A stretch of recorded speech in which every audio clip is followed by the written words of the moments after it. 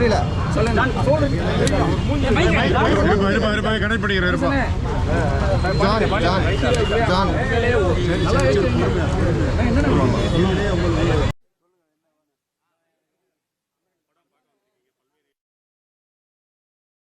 நீண்ட நாட்களுக்கு பிறகு ஒரு படம் மணிரத்னம் கமல் சாரோட படம். அதாவது என்னுடைய முதல் படமான மௌனம் பேசியது இசை வெளியீட்டு விழாவுக்கு மணி சார் கமல் சார் 2 பேர் வந்தாங்க. அப்போ அந்த மேடையில் கிட்டத்தட்ட 2002 அந்த மேடையில் சென்னையில் வந்து தேவி தியேட்டரில் அந்த இசை வெளியீட்டு விழா நடந்தது. அப்போ அவங்கக்கிட்ட நான் கேட்ட கேள்வி, நீங்கள் 2 பேரும் சேர்ந்து திரும்ப எப்போ படம் பண்ணுவீங்கன்னு.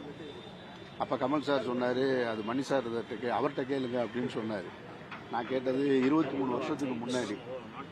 இப்போ 23 வருஷத்துக்கு கழித்து அவங்க 2 பேரோட காம்போவில் அந்த படம் ரிலீஸ் ஆகிருக்கு. நான் நாயகனை எப்படி கல்லூரி காலகட்டத்தில் படிக்கும்போது ஒரு ரசிகனாக பார்க்க வந்தனோ, இப்பவும் அதே ரசிகனாக தான் பார்க்க வந்திருக்கேன். தொடர்ந்து அவருடைய கருத்துக்கு பல்வேறு எதிர்ப்புகள் நிலவிக்கிட்டு. இப்போ பெங்களூரில் இருக்கக்கூடிய தற்போதைய நிலவரம் உங்களுக்கு தெரியும், இதை எப்படி பார்க்குறீங்க? இல்லை, அந்த அரசியலுக்குள்ள அது ஒரு தேவையில்லாத அரசியல் நினைக்கிறேன். அவர் வந்து எந்த மொழியும் தவறாக பேசவும் இல்லை, குறைத்தும் மதிப்பிட்டும் சொல்லலை.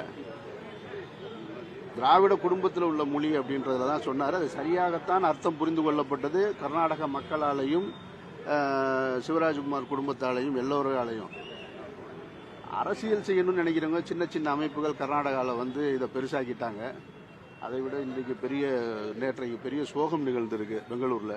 அதனால் நம்ம அவர்களை மன்னிக்கிறத தவிர வேறு வழி இல்லைன்னு நினைக்கிறேன் நான்.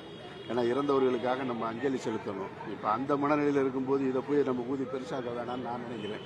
விஜயகாந்த் அவர்களுக்கு அப்புறம் வந்து பார்த்தீங்கன்னா மதுரையோட கதைக்களம், அதாவது அழகரை மையமாக வச்சு நான் ஒரு படம் பண்ணுறேன் அப்படின்ற மாதிரி நேற்று ஒரு யூடியூபுக்கு அவர் சசிகுமார் சார் பேட்டி கொடுத்துருக்காரு. இதை நீங்கள் எப்படி பார்க்குறீங்க? மதுரையோட சித்திரை திருவிழாவையும் ரொம்ப சந்தோஷமாக தான் இருக்கும். பண்ணுனா சிறப்பாக இருக்கும். ஏற்கனவே ஒரு தேவர் மோகன் பண்ணியிருக்காரு. இது பண்ணியிருந்தா தேவர் மோகன் 2 கூட இருக்கலாம். நானும் அதை எதிர்பார்க்கிறேன். மதுரையோட கதைக்களமாக வச்சு அடுத்து உங்களுடைய படம் மதுரையோடைய கதைக்களம் இல்லை, மதுரைக்கு பக்கத்தில் இருக்கிறது தான் அபிராமம். அந்த கிராமங்களை மையப்படுத்தி இன்னும் அந்த பகுதிகளை யாரும் பார்க்கல. அதுதான் இறைவன் மிகப்பெரியவனில் பண்ணியிருக்கேன். மதுரையுடைய கதைக்களமாக வந்து சந்தனத்தேவன் ஒரு பாதி எடுத்து நிற்கிது. அதுதான் இப்போதைய நிலைமை. இயக்குநர்கள்லாம் நடிகராக வந்துகிட்டு இருக்கிறதுனால இப்போ நடிகர் சூரியோட படமும் அடுத்தடுத்து போய்கிட்டு இருக்கு. இதெல்லாம் எப்படி பார்க்குறீங்க மதுரையை சார்ந்து இருக்கக்கூடிய திரைக்களத்தில்? இல்லை, நடிகர்கள் என்பது திரைத்துறையில் வந்து ஒரு காலகட்டத்தில் தான் இவர் தான் நடிக்கணும் அப்படின்ற ஒரு சூழல்லாம் இருந்தது. இப்போது அப்படிலாம் கிடையாது.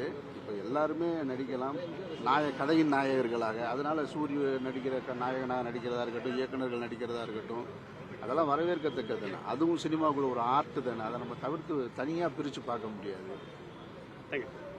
ஓகே, நன்றி, வாழ்த்துக்கள் உங்கள் எல்லாருக்கும். நீங்கள் படம் பாருங்கள், பார்த்துட்டு சொல்லுங்கள். நானும் படம் பார்த்துட்டு சொல்கிறேன். சந்தோஷம்.